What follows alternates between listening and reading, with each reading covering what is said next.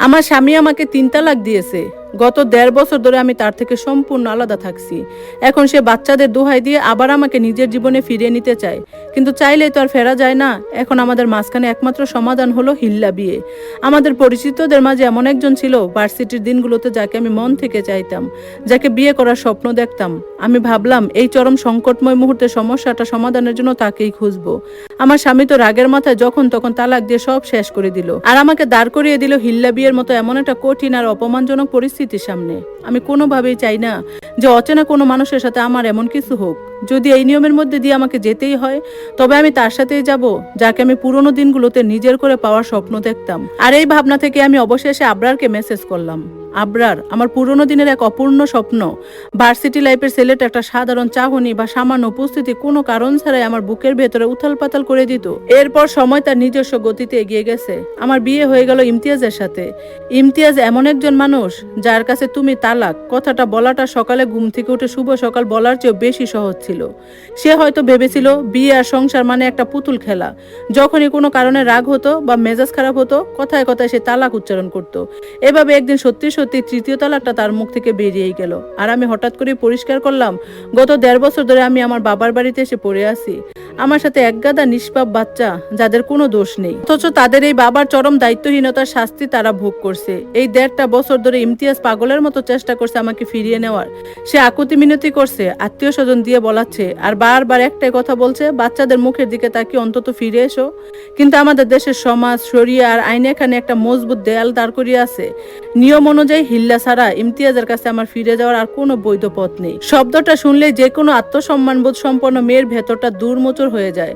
শুধুমাত্র একটা কাগজের চুক্তির জন্য সম্পূর্ণ অচেনা একজন পুরুষকে আমার জীবনের এই একান্ত ব্যক্তিগত জায়গায় জায়গা দেওয়ার মতো জঘন্য আর দমবন্ধ করা বিষয় আমি মানসিকভাবে পুরোপুরি প্রত্যাখ্যান করেছিলাম। মাথার ভেতরে যখন হাজারো চিন্তার ঝড়, ঠিক তখন এই পাগলের আইডিয়াটা আমার মাথায় আসে। এর মধ্যে একদিকে যেমন ছিল এতগুলো বছর ধরে পাওয়া অবহেলা আর নীরব প্রতিশোধ, তেমনি অন্যদিকে লুকিয়েছিল আমার জীবনের হাতে কবর দেওয়া সেই পুরনো স্বপ্নের একটা ছোট্ট অংশ।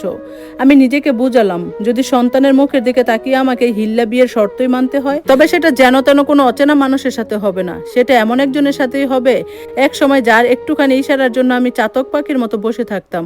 পুরনো ফেসবুক অ্যাকাউন্টটা লগ ইন করলাম। ভার্সিটির পুরনো ব্যাচমেন্টদের গ্রুপে অনেকগুলো মেসেজ আর নামের ভিড়ে খুঁজতে খুঁজতে অবশেষে তার ইমেল আর ফোন নাম্বারটা পেয়েই গেলাম। আবরার, আমাদের বেসের সেই মেধাবী ইঞ্জিনিয়ার। আবরার, আমাদের বেসের সেই মেধাবী ইঞ্জিনিয়ার যে এখন দেশের বাহিরে থাকে আর নিজের কেরিয়ারে দারুণ সফল। মেসেজটা টাইপ করার সময় আমার হাতের আঙ্গুলগুলো রীতিমতো কাঁপছিল। অনেকক্ষণ দ্বিধা আর দোটানায় ভুগে শেষমেশ চোখ বন্ধ করে হোয়াটসঅ্যাপে সেন্ড বাটনটা প্রেস করেই দিলাম। আসসালামু আলাইকুম ইঞ্জিনিয়ার আবরার সাহেব, আমি রুকাইয়া, আপনার ভার্সিটি জীবনের ব্যাচমেট। জানি না আমাকে আপনার মনে আছে কিনা, নাকি এতগুলো বছরে ব্যাস আর ব্যাসের মানুষদের আপনি ভুলে গেছেন। আমার জীবনে একটা বড় সমস্যা চলছে, এই বিষয়ে আপনার একটু পরামর্শ লাগতো। যদি আপনার সময় হয় তবে দয়া করে জানাবেন। মেসেজটা পাঠানোর পর সাথে সাথে কোনো রিপ্লাই এলো না, আর এই অপেক্ষার সময়টা আমাকে যেন ভেতর থেকে কুড়ে কুড়ে খাচ্ছিল। আমি বসার ঘরে অস্থিরভাবে পায়চারি করছিলাম। নিজের বুকের ধুকপুক শব্দ আমি নিজেই স্পষ্ট শুনতে পাচ্ছিলাম। সে যদি আমাকে ইগনোর করে বা এড়িয়ে যায়, সেই ভয়ে প্রতিটা মিনিট আমার কাছে অনন্তকাল মনে হচ্ছিল। টানা 2 ঘন্টা পার হয়ে যাওয়ার পর হঠাৎ আমার ফোনটা জ্বলে উঠলো, সাথে মেসেজ আসার সেই পরিচিত টোন। দ্রুত হাতে ফোনটা আনলক করে মেসেজটা ওপেন করলাম। সেখানে লেখা, আরে রুকাইয়া, অবশ্যই মনে আছে ভার্সিটির দিনগুলোর কথা, আর আমাদের ব্যাচের সবচেয়ে আড্ডাবাজ আর ভালো মেয়েটাকে কি কেউ ভুলে যেতে পারে সহজে? কত বছর পর তোমার খোঁজ পেলাম, বলো কি ব্যাপার, আমি তোমার জন্য কি করতে পারি? আমি ভাগ্যক্রমে একটা ছোট ছুটিতে এখন বাংলাদেশে আছি, সে দেশে আছে। এই লাইনটা পড়ার সাথে সাথে আমার সারা শরীরে একটা কাঁপুনি দিয়ে উঠলো। ব্যাপারটা এখন আর শুধু ইন্টারনেটের একটা মেসেজ বা ফোন পরামর্শ নেওয়ার মাঝে সীমাবদ্ধ রইল না। মানুষটা এখন আমার শহরে, আমার খুব কাছাকাছি। আমি ঢুক গিলে নিজেকে একটু শান্ত করে লিখলাম, আসলে বিষয়টা অনেক বড় আর সেনসিটিভ, এভাবে মেসেজে সব বুঝিয়ে বলা সম্ভব না। তুমি যদি আমাকে একটু সময় দিতে আর আমরা যদি কোনো শান্ত পরিবেশে দেখা করতে পারতাম। আমি খুব খারাপ একটা পরিস্থিতির ভেতর দিয়ে যাচ্ছি, আমার সত্যিই তোমার মতামতটা খুব প্রয়োজন। পরদিন বিকেলে হাতিরঝিলের পাশে একটা নিরিবিলি আর শান্ত ক্যাফেতে আমাদের দেখা হওয়ার কথা ফাইনাল হলো। আগে সারা রাত আমি এক ফোঁটা ঘুমাতে পারিনি, বারবার আয়নার সামনে গিয়ে দাঁড়িয়েছি। গত 1.5 বছর ধরে আমি নিজের কোনো যত্ন নেইনি, কোনো ভালো শাড়ি পরিনি। আলমারি ঘেটের গাঢ় নীল রঙের একটা স্নিগ্ধ জামদানি শাড়ি বের করলাম, খুব যত্ন করে শাড়িটা পরলাম, চুলগুলো পরিপাটি করে বাঁধলাম।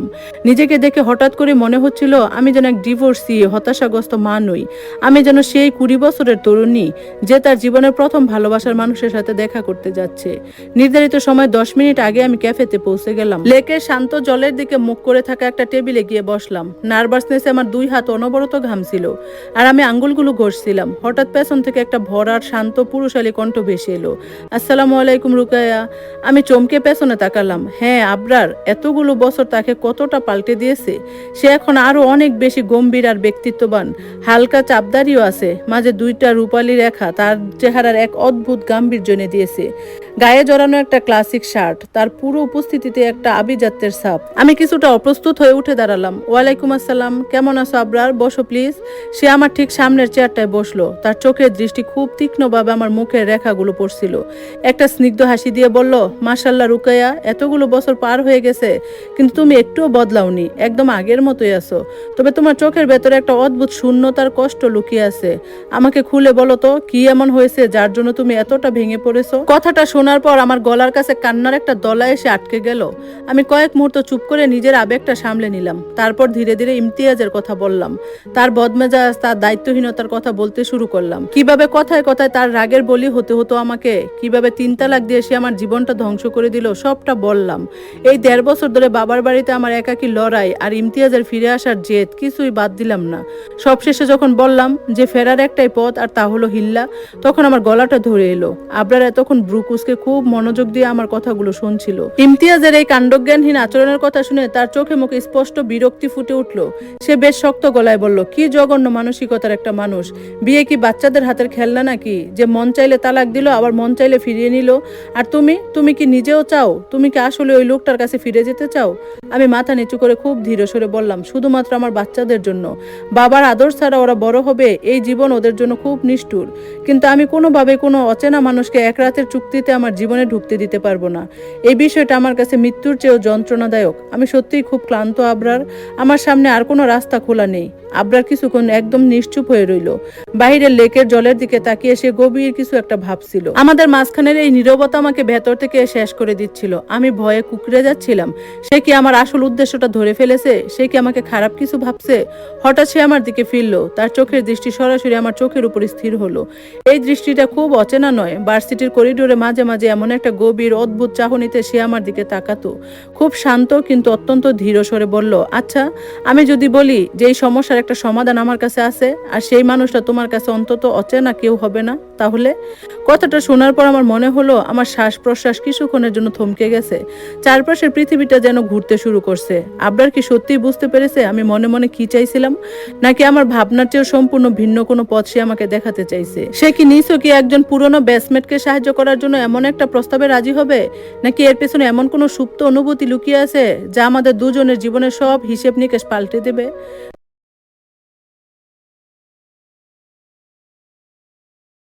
আমার যেন নিঃশ্বাস আটকে আসছিল। মনে হচ্ছিল চারপাশের পুরো ক্যাফেটা আমার চোখের সামনে বন বন করে ঘুরছে। আবরারের মুখ থেকে বের হওয়া কথাটা যেন একটা বোমার মতো আমার বুকের ভেতরে এমন এক অনুভূতি জাগিয়ে তুলল, যা আমি ভেবেছিলাম গত কয়েক বছর ধরে দুঃখ, কষ্ট আর অপমানের নিচে চিরতরে মরে গেছে। আমি চোখ বড় বড় করে তার দিকে তাকিয়ে রইলাম। নিজের কানকে যেন বিশ্বাস হচ্ছিল না। কাপা গলায় বললাম, মানে কি আবরার? আমি ঠিক বুঝতে পারছি না। অচেনা কেউ হবে না বলতে তুমি কি বুঝাইতে চাইছো? আবরার একটা দীর্ঘশ্বাস ফেললো। আমার চোখের দিকে এক বুক মমতা আর পুরনো এক অধিকার বোধের দৃষ্টি নিয়ে তাকালো। খুব শান্ত কিন্তু আত্মবিশ্বাসী গলায় বলল, মানে হলো রুকাইয়া, আমি তোমাকে কোনোদিনই ভুলিনি। ভার্সিটির দিনগুলোতে আমি তোমাকে এমন একজন মানুষ হিসেবে দেখতাম যাকে যে কোনো ছেলে জীবনসঙ্গী হিসেবে পেতে চাইবে। তোমার স্নিগ্ধতা, তোমার ব্যক্তিত্ব সবকিছু আমাকে টানতো। কিন্তু তখন আমি কেবল জীবনের পথে হাঁটতে শুরু করেছি। না ছিল ভালো কোনো চাকরি, না ছিল ভবিষ্যৎ। আমি জানতাম তখন বিয়ের প্রস্তাব দিলে তুমি বা তোমার পরিবার কেউ রাজি হতো না। তাই পড়াশোনা শেষ করে ক্যারিয়ার গড়তে দেশের বাইরে চলে গেলাম। কিন্তু তোমার মুখটা আমার মন থেকে কখনো মুছে যায়নি। এরপর যখন শুনলাম তোমার বিয়ে হয়ে গেছে, তখন নিজেকে প্রবোধ দিলাম হয়তো অন্য কারোর সাথেই তোমার কপালে সুখ লেখা আছে। কিন্তু আজ যখন তোমাকে আমার সামনে বসে থাকতে দেখছি, এমন একজন মানুষের ধারা তুমি এতটা অপমানিত আর অবহেলিত যে বিয়ের মতো পবিত্র সম্পর্কেও একটা খেলা মনে করে, তুমি কি ভাবছো তোমাকে আমি আবার ওই নরকে ফিরে যেতে দেব? আমার চোখ দিয়ে অজান্তেই জল জল গড়িয়ে পড়ল। তার কথাগুলো গত 1.5 বছরে জমে থাকা অপমান আর কষ্টের উপর শীতল প্রলেপের মতো কাজ করছিল। কিন্তু বাস্তবের কঠিন মাটিতে ফিরে আসতে আমার বেশি সময় লাগলো না। চোখের জল মুছে কাঁপা কাঁপা গলায় বললাম, কিন্তু আবরার, তুমি পরিস্থিতিটা বুঝতে পারছো না। ইমতিয়াজ আমাকে বাচ্চাদের জন্য ফিরে নিতে চায়, আর এর জন্য একটা হিল্লা বিয়ে দরকার। মানে শুধু কাগজের কলমে একটা চুক্তি, 2-1 দিনের ব্যাপার, তারপর যে যার রাস্তায়। তুমি একজন প্রতিষ্ঠিত সম্মানীয় মানুষ, তুমি কি সত্যি এই জঘন্য নোংরা চুক্তির একটা অংশ হতে রাজি হবে?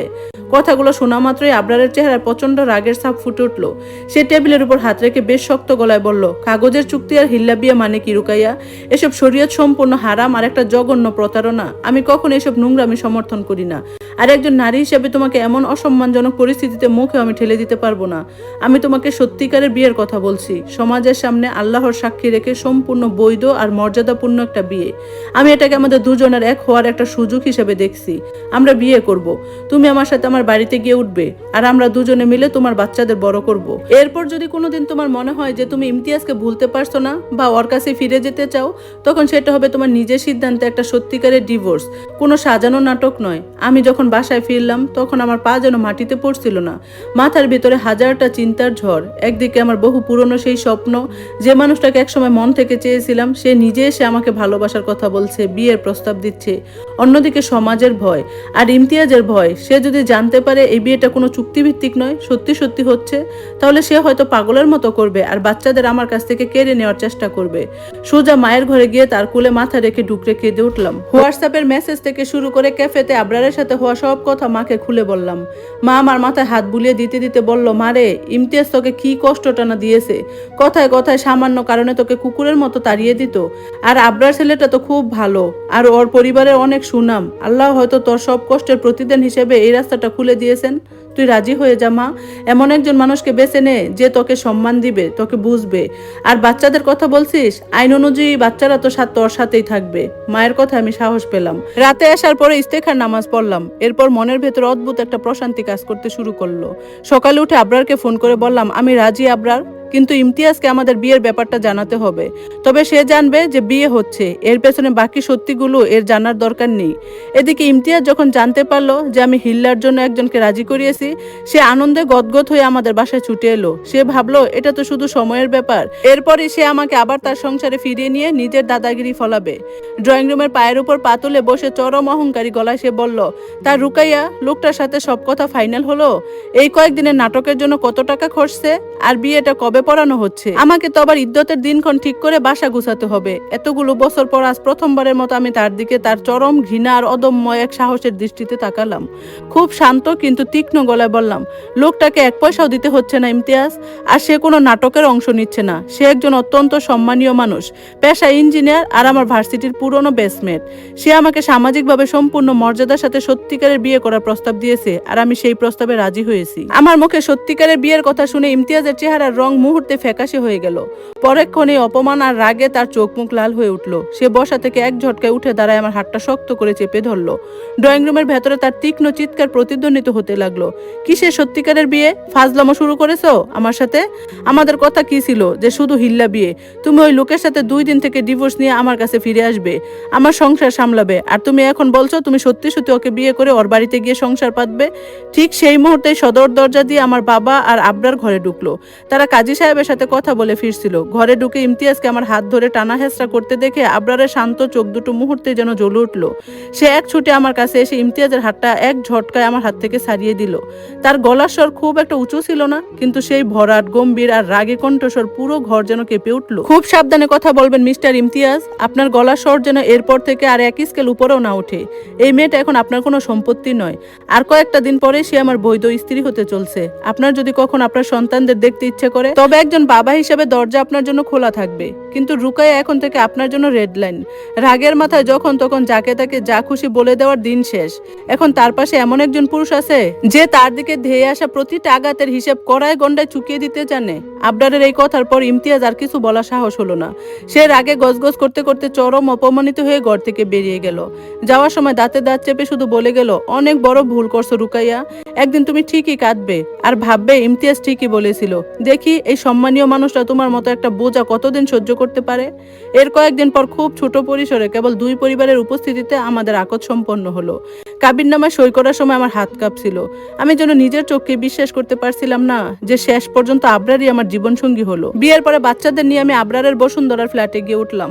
আবরারের বাড়িতে পা রাখার পর থেকে আমার জীবনে এমন একটা অধ্যায় শুরু হলো যা আমি কখনো স্বপ্নেও কল্পনা করিনি। ইমতিয়াজের সাথে কাটানো বিষাক্ত বছরগুলোর পর আমি ভুলেই গিয়েছিলাম যে স্বামী স্ত্রী সম্পর্ক এতটা মধুর আর সম্মানজনক হতে পারে। আবরার আমাকে একটা কাচের পুতুলের মতো আগলে রাখে। আমার যেন কোনো অযত্ন না হয় সেদিকে তার তীক্ষ্ণ নজর। ছুটির দিনগুলোতে সে নিজেই রান্নাঘরে এসে আমাকে সাহায্য করত। বাচ্চাদের সাথে এমনভাবে মিশে গেল মনেই হতো না যে সে তাদের জন্মদাতা বাবা নয়।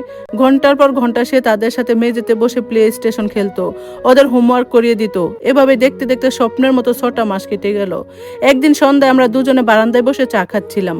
পরন্ত বিকেলে স্নিগ্ধ বাতাস বইছিল। হঠাৎ আবরার খুব আলতো করে আমার হাতটা আর তার হাতের মুঠোয় নিল। তার চোখে মুখে একটা অদ্ভুত বিষণ্ণতা আর দ্বিধা। খুব নরম স্বরে সে বলল, রুকাইয়া, দেখতে দেখতে 6টা মাস কেটে গেল। বাচ্চারা আমার জীবনের সবচেয়ে বড় একটা অংশ হয়ে উঠেছে। আর তোমাকে ছাড়া আমার একটা দিনও এখন কল্পনা করতে কষ্ট হয়। কিন্তু বিয়ের আগে আমি তোমাকে একটা কথা দিয়েছিলাম, আর আজ আমি সত্যি সত্যি তোমাকে জিজ্ঞেস করতে চাই, তুমি কি এখনো ইমতিয়াজের কথা ভাবো? তুমি কি বাচ্চাদের ভবিষ্যতের কথা নিয়ে চিন্তা করো? আবার ওর কাছে ফিরে যেতে চাও? তুমি যদি একবার শুধু হ্যাঁ বলো, তবে আমার বুকটা ফেটে গেল আমি আজই তোমাকে মুক্তি দেব। আমি তোমাকে কোনো এমন জীবনে জোর করে আটকে রাখবো না যেটা তুমি মন থেকে চাও না। আবরারের কথাগুলো শুনে আমার দু চোখ বেয়ে ঝরঝর করে জল পড়তে লাগলো। আমি তার চোখের দিকে তাকালাম। সেখানে কোনো জোর জবরদস্তি নেই, আছে কেবল এক বুক নিখাত ভালোবাসা আর আমাকে ভালো রাখার তীব্র আকুতি। আমার মনে পড়ে গেল ভার্সিটির সেই দিনগুলোর কথা, আর মনে পড়লো ইমতিয়াজের দেওয়া প্রতিটা অবহেলা, অপমানের কথা। আমি চোখের জল মুছে একটা প্রশান্তির হাসি হাসলাম। তার হাতটা শক্ত করে ধরলাম। কার কাছে ফিরে যাব আবরার? তোমার এই ঘরে পা রাখার আগে তো আমি বেঁচে থেকেও মৃত ছিলাম। ইমতিয়াজ ছিল আমার জীবনের একটা ভয়ঙ্কর দুঃস্বপ্ন। সেখান থেকে আমি চিরতরে জেগে উঠেছি। তুমি আমার জীবনে কোনো হিল্লা বিয়ে হয়ে আসনি আবরার। তুমি হলে সেই পুরস্কার, সেই ক্ষতিপূরণ যা আল্লাহ আমাকে এত বছরের ধৈর্য আর কষ্টের পর উপহার হিসেবে দিয়েছে। মৃত্যু ছাড়া আর কোনো কিছুই এখন আমাকে তোমার থেকে আলাদা করতে পারবে না। এরপর আরো একটা বছর কেটে গেল। বিয়ের ঠিক 1 বছর পর একদিন হঠাৎ আমার ফোনে একটা অচেনা নম্বর থেকে কল এলো। ফোনটা ধরতে উপাস থেকে ইমতিয়াজের ভাঙা আর হতাশ কণ্ঠস্বর বেশি এলো। রুকাইয়া, অনেক তো হলো, পুরো একটা বছর পার হয়ে গেল ওই লোকটার সাথে। এবার কি নাটকটা শেষ করবে? আমার বাচ্চাদের জন্য আমার বুকটা ফেটে যাচ্ছে। আর এই বিশাল বাড়িটা তোমাকে স্যার একদম ফাঁকা লাগে। আমাকে শুধু বলো, তোমার ডিভোর্স কবে হচ্ছে? কবে আমরা আবার সেই পুরনো জীবনে ফিরে যাব? আমি তার কথা শুনে খিলখিল করে হেসে উঠলাম। হাসির মাঝে কোনো রাগ বা অভিমান ছিল না, ছিল চরম আত্মবিশ্বাস আর অবজ্ঞা। আমি খুব শান্ত কিন্তু শক্ত গলায় বললাম, জানো ইমতিয়াজ, আমার আসলে তোমাকে ধন্যবাদ দেওয়া উচিত। তুমি যতবার আমার মুখের উপর তালাক শব্দটা উচ্চারণ করেছো, তার প্রতিটা বারের জন্য তোমাকে ধন্যবাদ। কারণ তোমার ওই বুকামি আর দাম্ভিকতার জন্যই আজ আমি ওই নরকের মতো জীবনটা থেকে মুক্তি পেয়েছি। আমি আজ এমন একজন মানুষের হাত ধরতে পেরেছি যে জানে একজন নারীকে কিভাবে সম্মান করতে হয়, নিজের পরিবারকে কিভাবে আগলে রাখতে হয়। আমি আর কোনোদিন তোমার কাছে ফিরবো না ইমতিয়াজ। আজ নয়, 100 বছর পরেও নয়। আমি এখন ইঞ্জিনিয়ার আবরারের স্ত্রী, আর আমি আমার স্বামীকে পাগলের মতো ভালোবাসি। আমার বাচ্চারা তার কাছে রাজার হালে আছে। তুমি ভুলে যাও যে রুকাইয়া নামের কোনো স্ত্রী কোনোদিন তোমার ছিল। নিজের জীবনটা তো নিজের হাতেই ধ্বংস করেছো। এখন সেই ধ্বংসস্তূপে বসে বাকি জীবনটা কাটিয়ে দাও। আমি 1 সেকেন্ড আর অপচয় না করে তার মুখের উপর ফোনটা কেটে দিলাম। ফোনটা রেখে পেছনে ঘুরতেই দেখি আবরার দরজার কাছে হেলান দিয়ে দাঁড়িয়ে আছে। ওর মুখে সেই চিরচেনা পাগল করা স্নিগ্ধ হাসি। সে যে আমার প্রতিটা কথা শুনেছে তা তার চোখ দেখে বোঝা যাচ্ছিল।